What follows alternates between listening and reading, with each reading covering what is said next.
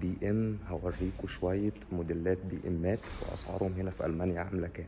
اول وحش معايا 220 دي عاملة 32990 يورو، 190 بي اس مستعملة وماشية 46840. القسط الشهري هيبقى 382 على عدد السنين المحدد للكلام ده. في بقى حواليا هنا، اللي حواليا ده موديلات مختلفة، في الاكس وفي الاي وفي الاي وفي الديزل. هحاول اوريكم على قد ما اقدر ان شاء الله. انا عربية معايا وهي ال 118 اي 2020 موديل العربية مكتوب، وهنا 2020 مستعملة ماشية 35. سعر العربية الكاش هيبقى 28390، 140 بي اس. تعالوا ناخد جولة حوالين العربية ونتفرج عليها.